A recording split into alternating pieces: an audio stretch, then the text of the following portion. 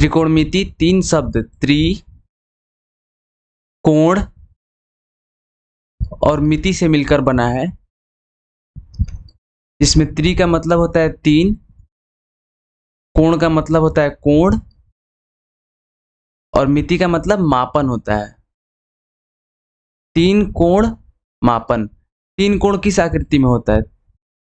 तीन कोण होता है एक त्रिभुज में। एक त्रिभुज में कितने कोण होते हैं? तीन कोण। तो यहाँ पे तीन कोण का मतलब क्या हुआ? त्रिभुज। और ये मापन का मतलब मापने से है। त्रिभुज मापन यानी कि त्रिकोणमिति जो है त्रिभुज के तीनों कोणों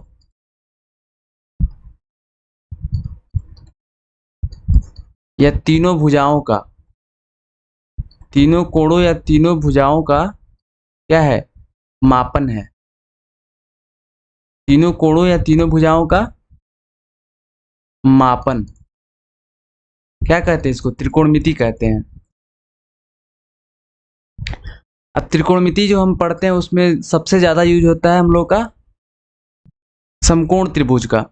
ठीक है, समकोण त्रिभुज कैसा होता है? तो इसमें जो एक कोण होता है वो समकोण होता है, यानी कि 90 डिग्री का होता है। एक कोण 90 डिग्री का होता है और बाकी जो दो कोण होते हैं, एक कोण 90 डिग्री का और दो कोण क्या होता है? न्यून कोण होते हैं। न्यून कोण यानी कि 0 डिग्री से बड़ा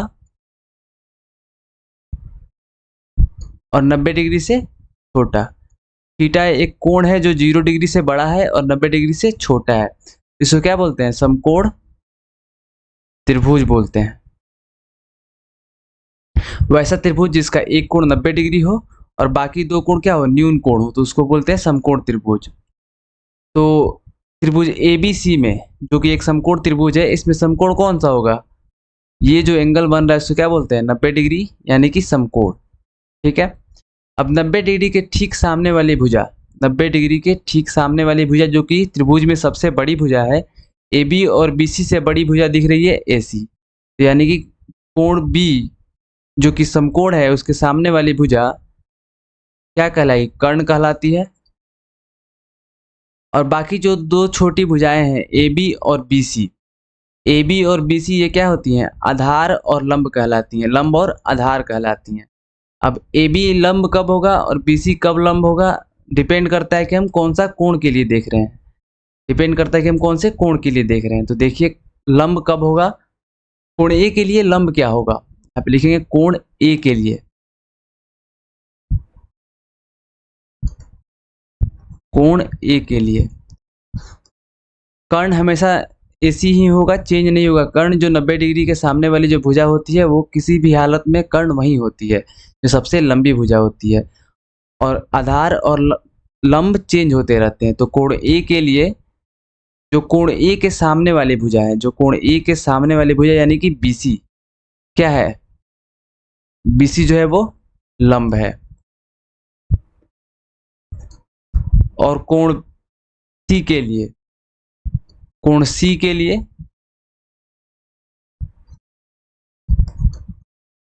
कोण C के लिए कोण C के सामने वाली भुजा यानी कि AB क्या है? लंब है। कहने का मतलब है कि जिस भी कोण के बारे में पूछे, अगर कोण C के बारे में पूछे तो इसके सामने वाली भुजा लंब है। कोण A के बारे में पूछे तो इसके सामने वाली भुजा लंब है। फिर अगर आधार के बारे में पूछे तो कोण A के लिए आधार क्या होगा? कोण A के लिए आधार वह भुजा होता है जो कोण A से संलग्न होता है। कर्ण कोण A से दो भुजाएं संलग्न है, एक तो AB है और एक AC है। AC कर्ण हो गया जो कि सबसे बड़ी भुजा है। तो बचा क्या? AB क्या होगा? लंब, सॉरी आधार होगा। कोण A के लिए AB होगा आधार। फिर कोण C के लिए, कोण C के लिए आधार क्या होगा? कोण C से जो सटी हुई भुजा है, जो कोण C के संलग्न भुजा है। तो कोण C के संलग्न दो भुजाएं हैं, एक BC है और एक AC है। तो AC तो कर्ण है, तो BC क्या हो जाएगा? आधार। BC हो जाएगा आधार। अब आता है कर्ण। कर्ण हर हालत में AC ही रहेगा, चाहे वो कोण A के लिए देखा जाए, चाहे वो कोण C के लिए देखा जाए। अब जिस कोण पे समकोण रहता है, जैसे कोण B पे यहाँ पे समकोण है, तो B के लिए हम ना लंब देखेंगे, ना आधार देखेंगे, ना कर्ण देखेंगे। सिर्फ हम A और C जो दो न्यून कोण होता है उसके बारे में हम बात करते हैं कि कोण A के लिए आधार कौन सा है, कोण A के लिए कर्ण कौन सा है, कोण A के लिए लंब कौन सा है, फिर कोण C के लिए आधार, कर्ण और लंब कौन सा है। ठीक है। अब है पाइथागोरस प्रमेय। पाइथागोरस प्रमेय हम लोग 8th क्लास में देख चुके हैं लोग ऑलरेडी, पर यहाँ भी थोड़ा सा पढ़ लेंगे लोग क्योंकि आगे हमको यूज होने वाला है। पाइथागोरस प्रमेय कहता है कि जो कर्ण होता है किसी त्रिभुज में, उसका वर्ग, कर्ण का वर्ग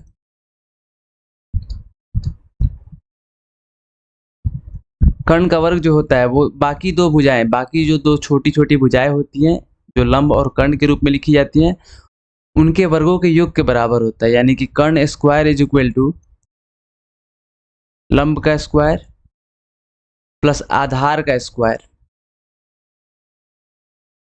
लंब का स्क्वायर प्लस आधार का स्क्वायर। तो कर्ण को हम लोग लिखते हैं H से, कर्ण को डिनोट करते हैं H से, तो लिखेंगे H स्क्वायर। और लंब को डिनोट किया जाता है P से, कर्ण को H से, लंब को P से और आधार को B से डिनोट किया जाता है। कर्ण को किस चीज से? P से। फिर सॉरी, कर्ण को H से, लंब को P से और आधार को B से डिनोट करते हैं। तो क्या हो जाएगा? कर्ण स्क्वायर इज इक्वल टू लंब स्क्वायर प्लस आधार स्क्वायर, यानी कि H square is equal to P square plus B square. तो ये क्या हो गया हमारा पाइथागोरस प्रमेय। त्रिकोणमितीय अनुपात। त्रिकोणमितीय अनुपात जो है वो sine A, cos A, tan A, cot A, sec A और कोसेक ए का मान होता है, जो कि P और B और H के अनुपात में लिखा जाता है। इसमें अगर कोण C के लिए देखा जाए, नहीं साइन A निकालना है तो कोण A के लिए देखा जाएगा। साइन C निकालने को बोलता है तो कोण C के लिए देखते हैं। अभी साइन A निकालना है हमको तो कोण A के लिए देखेंगे। तो कोण A के लिए लंब कौन सा हो जाएगा? BC। और लंब को क्या लिखते हैं? P से, तो BC क्या हो जाएगा? P। और फिर कोण A के लिए आधार क्या हो जाएगा? कोण A से सटी हुई भुजा, कोण A से संलग्न भुजा। तो कोण A से दो भुजाएं संलग्न है, एक AB और AC। तो AC हमारा क्या है? कर्ण है। AC जो है वो लंब के सामने वाली भुजा है यानी कि कर्ण है, और AB जो है वो आधार है। कोण A के लिए लंब क्या हो जाएगा? BC और आधार हो जाएगा AB। ठीक है। अब साइन A पूछ रहा है, तो साइन A का मतलब होता है कि कोण A के लिए साइन का मान क्या हुआ। तो कोण A के लिए साइन का मान लिखते हैं P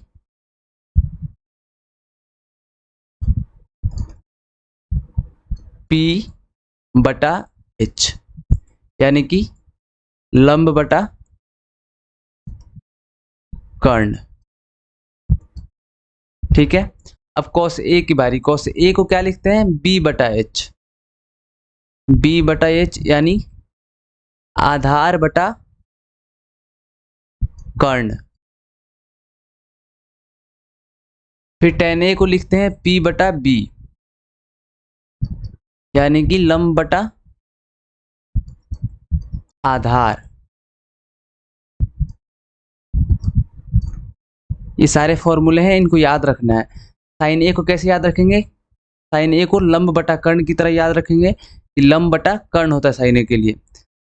अब नीचे साइन और कॉस में नीचे क्या होता है? आधार में कर्ण होता है। तो कॉस ए में क्या होगा? लंब तो पहले ही लिख चुके हैं, नीचे कर्ण ऑलरेडी है, तो यहाँ पे बचा क्या? आधार बचा, तो आधार बटा कर्ण। साइन ए के लिए लंब बटा कर्ण, कॉस ए के लिए आधार बटा कर्ण, और जब टेन ए की बात आती है तो हम कर्ण हटा देते हैं और लंब बटा आधार लिखते हैं। ठीक है। तो टेन ए के लिए क्या हो जाएगा? लंब बटा आधार। फिर टेन ए का उल्टा होता है कॉट ए। टेन ए का उल्टा होता है कॉट ए। तो कॉट ए को लिखेंगे B बटा P। ये है P बटा B, तो इसको लिखेंगे B बटा P, यानी कि आधार बटा लंब, आधार बटे लंब। फिर आता है सेक ए। सेक ए उल्टा होता है कॉस ए का। सेक ए उल्टा होता है कॉस ए का, तो कॉस ए में है बी बटा एच, तो सेक ए में होगा एच बटा बी, एच बटे बी।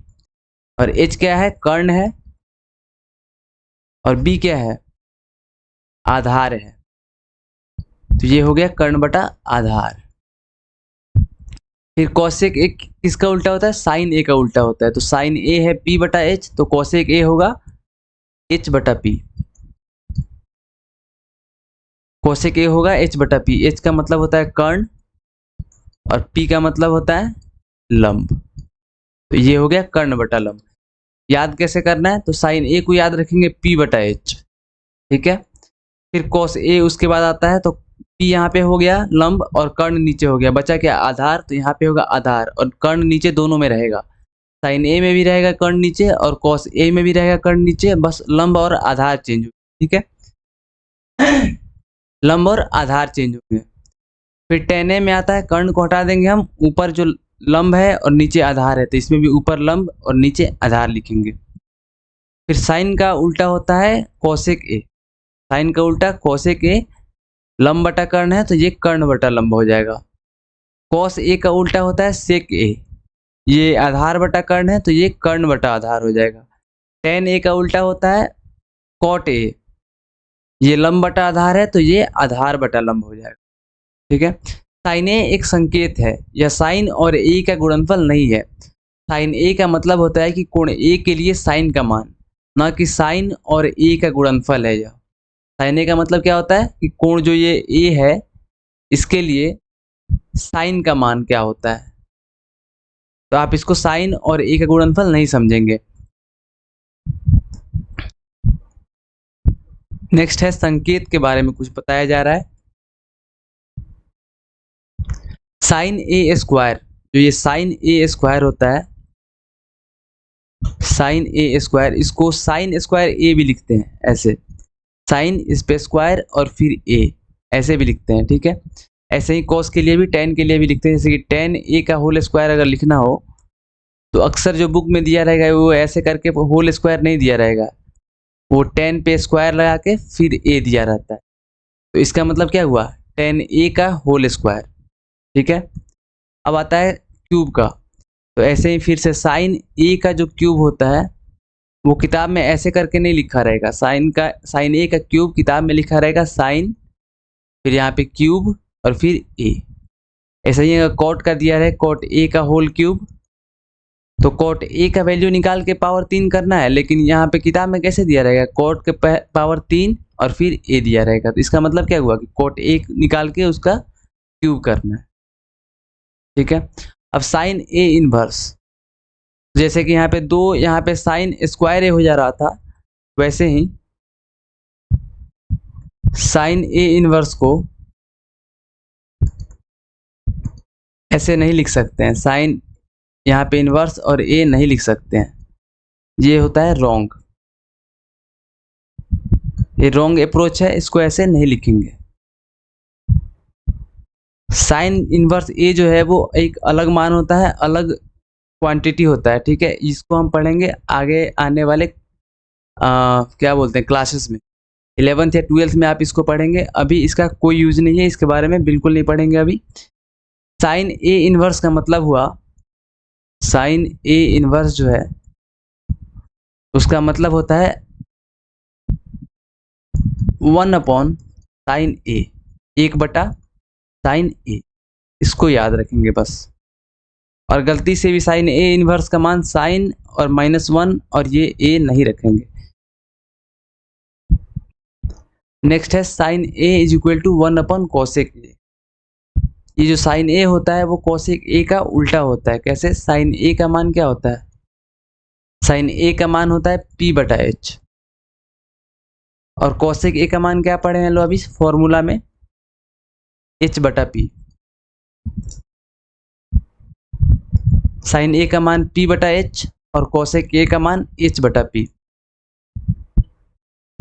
तो साइन ए का मान p बटा एच है और कोसेक ए का मान h बटा पी है, यानी कि कितना है, 1/p बटा एच है। तो 1/p बटा एच को क्या लिख सकते हैं, 1 बटा, और p बाई एच यहाँ पे क्या है, साइन ए है, यहाँ पे लिखेंगे साइन ए। कोसेक ए बराबर कितना, 1/sin ए, 1/sin ए, और साइन एक तो ये आया जो कि ये वाला फॉर्मूला है, और फिर अगर हमको क्रॉस मल्टीप्लिकेशन गुना करें, साइन ए को इधर भेजें, कोसेक ए को नीचे भेजें, तो sine A is equal to फिर से क्या आ गया, cosec sorry 1/1 cosec A, 1/ cosec A. ये दो फॉर्मूले बनते हैं कि साइन ए कोसेक ए के विपरीत होता है, व्युत्क्रम होता है, और साइन ए कोसेक ए के फिर व्युत्क्रम होता है। ये दोनों फॉर्मूला याद रखेंगे। फिर ऐसे ही कॉस और सेक का रिलेशन होता है कि कॉस ए का मान क्या होता है, b/h, और सेक ए का मान क्या होता है, h/b। सेक ए का मान h/b। तो h/b को क्या लिख सकते हैं, 1/b/h।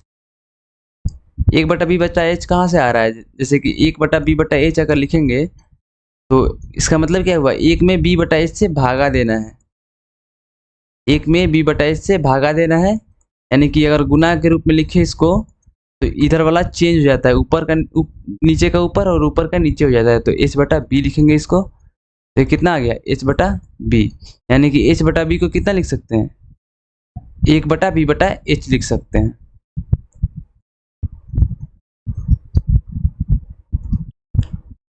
तो ये हो गया 1/b/h, और b/h जो है वो cos a के बराबर है, तो यहाँ पे लिख सकते हैं हम 1/cos a। अब sec a is equal to 1/cos a, ये एक फॉर्मूला है,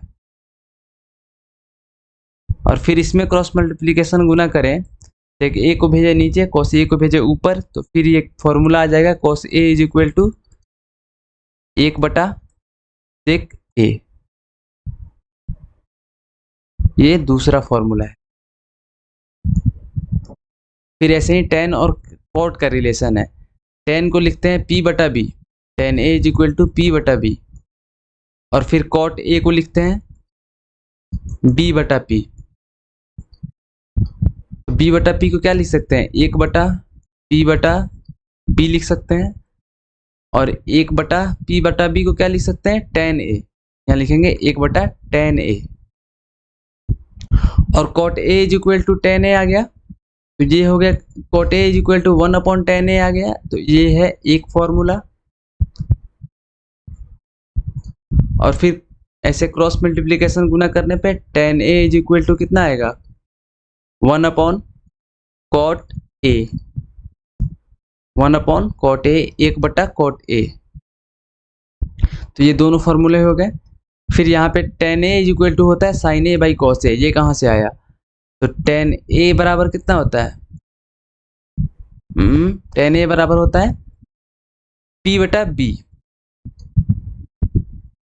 देखिए p/b है, दोनों में हम क्या करेंगे, h से भाग देंगे, ऊपर और नीचे h से भाग देने पे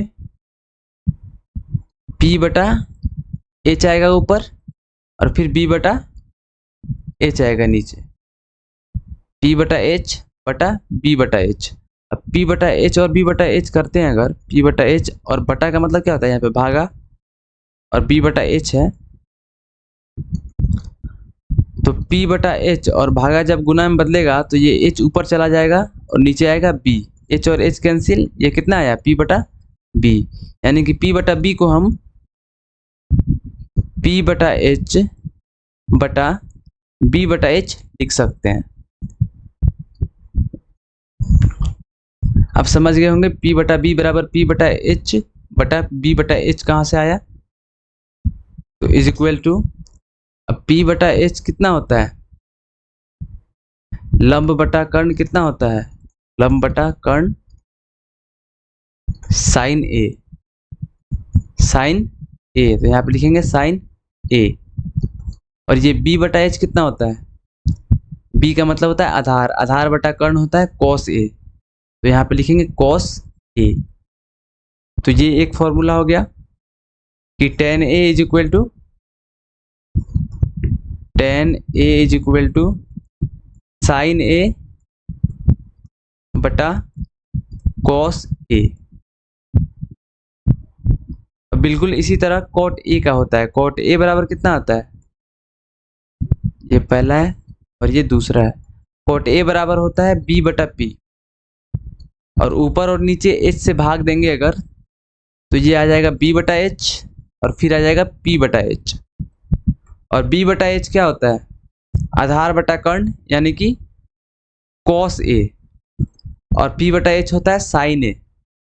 तो ये भी आ गया cos A बटा sin A। तो cot A का फॉर्मूला क्या हुआ, cot A बराबर cos A बटा sin A। ये इतना फॉर्मूला आपको याद रखना है। और एक ये फॉर्मूला है sin 2A बराबर 2 sin A cos A, इसको भी याद रखना है। कहीं पे अगर दिया रहेगा sin 2 और A क्या है, एंगल है, तो sin 2A अगर इसका मान निकालना हो तो हम क्या करेंगे, 2 और sin A का मान और फिर cos A का मान क्या करेंगे, गुना कर देंगे, तो ये आ जाएगा sin 2A का मान।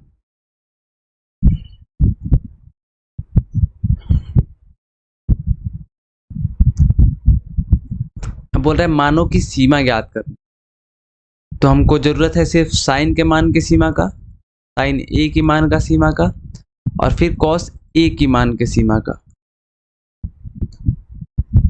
बाकी टेन कोट्स हमको कोई लेना देना नहीं है, वो आगे क्लास में पढ़ेंगे। इसमें बस हमको साइन और कॉस का जरूरत है, तो हम इतना ही पढ़ेंगे। साइन ए क्या होता है, पी बटा एच, और कॉस ए क्या होता है, बी बटा एच। और ये जो एंगल ए है इसके लिए पी कौन सा होगा, इसके सामने वाली भुजा यानी कि बी सी, और आधार कौन सा होगा, इसके साथ वाली भुजा यानी कि ए बी। और कर्ण हमेशा 90 डिग्री के सामने वाली भुजा, ये क्या हो गया, एच हो गया। तो साइन ए पी बटा एच है, यानी कि पी क्या है, बी सी बटा और एच यानी कि ए सी। अब देख के बताइए AC और BC में से कौन सा बड़ा है, कर्ण बड़ा होता है या लंब बड़ा होता है। तो किसी भी क्या बोलते हैं, समकोण त्रिभुज में कर्ण हमेशा सबसे बड़ा वाला भुजा होता है, और बाकी आधार और लंब जो होती है वो दो छोटी छोटी भुजाएं होती हैं। तो कर्ण क्या हो गया, बड़ा हो गया। तो यानी कि AC बड़ा होगा किससे, AC बड़ा होगा BC से। तो ये BC जो है ऊपर छोटी राशि है, छोटी राशि है, और AC जो है नीचे बड़ी राशि है। इसकी लंबाई छोटी है और इसकी लंबाई बड़ी है, तो ऊपर छोटी राशि और नीचे बड़ी राशि। तो किसी भागा में अगर ऊपर छोटी राशि हो और नीचे बड़ी राशि हो, तो वो क्या होता है, एक से छोटा होता है, एक से छोटा। जैसे कि 3 है और बटा 4 है, तो ऊपर छोटी राशि है और नीचे बड़ी राशि है। तो 3 में 4 से भागा देंगे तो क्या 1 से कम आएगा, यहाँ पे 4 रहता तो 1 आता, यहाँ पे 4 रहता तो 1 आता, और 3 है यहाँ पे तो उससे कम ही ना आएगा। तो ये क्या है, 1 से छोटा है, ये 1 से छोटा है। तो उसी तरह इसमें जो बड़ी राशि है वो नीचे है और छोटी राशि जो है वो ऊपर है, तो ये क्या है, 1 से छोटा है। यानी कि जो साइन ए का मान होता है, साइन ए का जो मान होता है वो 1 से क्या होता है, छोटा होता है। साइन ए का मान 1 से छोटा होता है। वैसे ही कॉस ए में बी क्या है, ए बी है, और एच क्या है, ए सी है। और ए बी और ए सी में से कौन सा बड़ा है कौन सा छोटा है, तो ए बी छोटा है, ए बी छोटा है, और ए सी जो है कर्ण है तो बड़ा है। और छोटा में बड़ा से भाग देंगे तो आंसर हमेशा 1 से छोटा ही आएगा। तो कॉस ए भी क्या हो जाएगा, कॉस ए भी 1 से छोटा राशि है।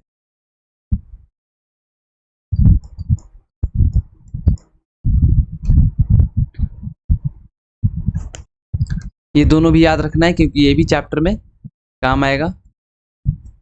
आर यानी कि रिमेंबर, याद रखें।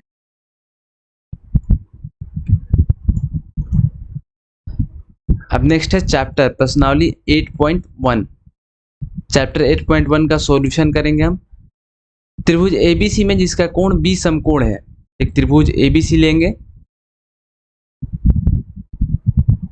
एक त्रिभुज एबीसी जिसका बी समकोण है। यहाँ पे समकोण कौन सा है, ये है, ये और ये, इन दोनों के बीच में कोण कितना है, 90 डिग्री है। ये क्या होगा, समकोण, और ये क्या है, बी है। तो जिसका कोण बी समकोण है, A B is equal to 24 degree. अब ए और बी हम इनमें से किसी को भी मान सकते हैं, ए और सी इनमें से किसी को भी मान सकते हैं। तो इनमें ए बी क्या है, 24 सेंटीमीटर, और बी सी कितना है, 7 सेंटीमीटर है, 7 सेंटीमीटर, और ये 24 सेंटीमीटर है। निम्नलिखित का मान ज्ञात कीजिए। तो साइन ए का मान निकालना है, फिर कॉस ए का मान निकालना है, फिर साइन सी का मान निकालना है,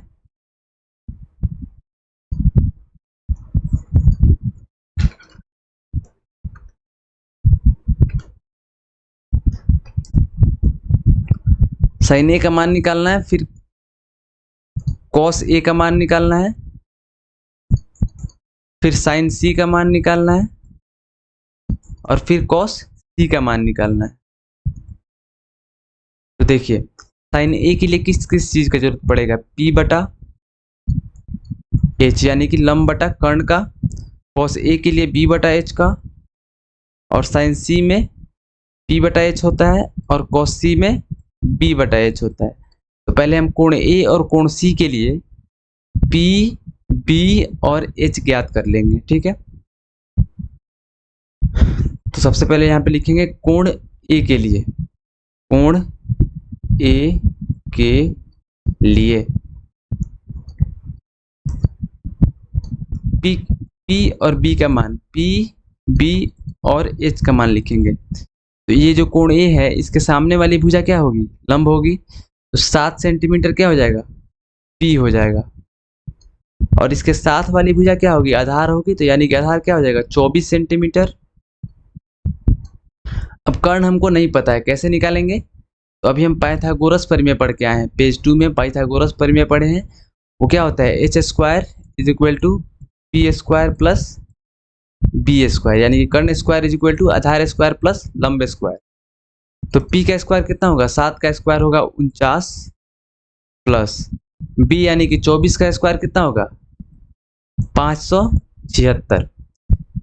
p यानी कि 7 का स्क्वायर होगा 49, और b यानी कि 24 का होगा स्क्वायर 576, और दोनों को जोड़ेंगे तो आएगा 625। तो ये h स्क्वायर बराबर है 625। तो h बराबर क्या होगा, रूट अंडर 625, और वैल्यू आ जाएगा 25, ठीक है। ऐसे ही हम क्या करेंगे, कोण C के लिए निकाल लेंगे, ऐसे ही कोण C के लिए निकाल लेंगे। कोण C के लिए P, B और H का मान। तो ये जो कोण C है, इसके सामने वाली भुजा क्या हो जाएगी, लंब, यानी कि 24 सेंटीमीटर इसके लिए लंब है। और ये जो B है यानी कि आधार है, वो C से सटी हुई भुजा, यानी कि 7 सेंटीमीटर। C के साथ वाली भुजा 7 सेंटीमीटर क्या होगी, आधार होगी। और हमको पता नहीं है क्या, कर्ण। तो कर्ण तो दोनों स्थिति में एक समान होता है, या तो आप E के लिए देखें या फिर C के लिए देखें, कर्ण समान होता है। तो इसमें कर्ण 25 है, तो इसमें भी कर्ण क्या होगा, 25 सेंटीमीटर। अब क्या करेंगे, साइन A, कॉस A और साइन C और कॉस C का मान लिखेंगे। तो साइन A में देखेंगे A के लिए, यानी कि कोण A के लिए देखेंगे P कितना है, 7 सेंटीमीटर, बटा H कितना है, 25, H कितना है, 25। तो यहाँ पे लिखेंगे 25। अब फिर लिखेंगे कॉस A में पहले B देखेंगे, इसके लिए कोण A के लिए, कोण A के लिए B कितना है, 24 सेंटीमीटर, यानी कि 24 बटा, और कोण A के लिए H कितना है, 25। तो यहाँ पे क्या लिखेंगे, 25, क्लियर। अब फिर साइन C में आएंगे, तो साइन C में क्या देखेंगे, कोण क्या है, C है। तो यहाँ पे हम देखेंगे C के लिए, कोण C है तो किसके लिए देखेंगे, C के लिए। P क्या हो जाएगा 24 सेंटीमीटर बटा H क्या होगा 25 यानी कि 25 सेंटीमीटर। और फिर इसमें cos C के लिए यानी कि कोण C के लिए B क्या होगा 7 सेंटीमीटर बटा H क्या होगा 25। तो ये क्या हो जाएंगे हमारे आंसर्स।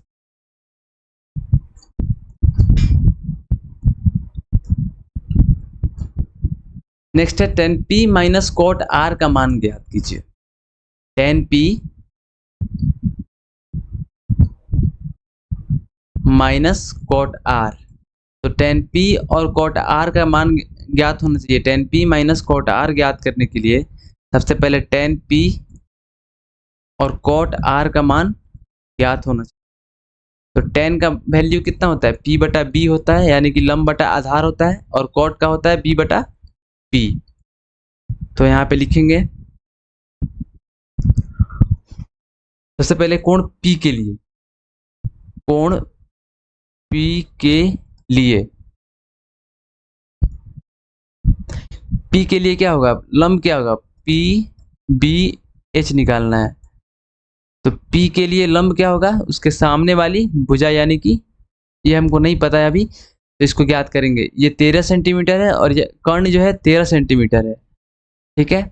और दूसरी भुजा 12 सेंटीमीटर। तीसरी भुजा कैसे निकालेंगे, तो 13 का स्क्वायर यानी कि कर्ण का स्क्वायर बराबर, अब हमको नहीं पता है लंब कौन सा है आधार कौन सा है, पर दोनों भुजाओं के वर्गों का योग होता है। तो 12 स्क्वायर और प्लस, और ये दूसरी भुजा को क्या मान लें क्यू आर का स्क्वायर, क्यू आर का स्क्वायर। 13 का स्क्वायर कितना होता है 169 इज इक्वल टू 12 का स्क्वायर होता है 144 प्लस, और क्यू आर का स्क्वायर बच गया। अब ये जो है 169 और इधर 144 प्लस में इधर आएगा तो होगा माइनस में, और 169 में से 144 जाएगा तो कितना बचेगा 25। 25 is equal to Q R square, और क्यू आर स्क्वायर बराबर कितना है 25 है, तो क्यू आर बराबर कितना हो जाएगा √25 यानी कि 5। तो ये कितना आ गया 5 सेंटीमीटर। तो देखिए कोण P के लिए P हो जाएगा 5 सेंटीमीटर उसके सामने वाली भुजा, और B हो जाएगा उससे सटी हुई भुजा यानी कि 12 सेंटीमीटर। और 13 सेंटीमीटर क्यों नहीं होगा क्योंकि ये कर्ण है। और H क्या हो जाएगा 13 सेंटीमीटर, कर्ण हो जाएगा 13 सेंटीमीटर। नेक्स्ट है कोण R के लिए, कोण R के लिए, कोण R के लिए हो जाएगा P कितना हो जाएगा कोण R के लिए उसके सामने वाली भुजा यानी कि 12 सेंटीमीटर, B हो जाएगा उससे सटी हुई भुजा यानी कि 5 सेंटीमीटर, और जो सबसे बड़ी भुजा है वो कर्ण हो जाएगी यानी कि H is equal to 13 centimetre.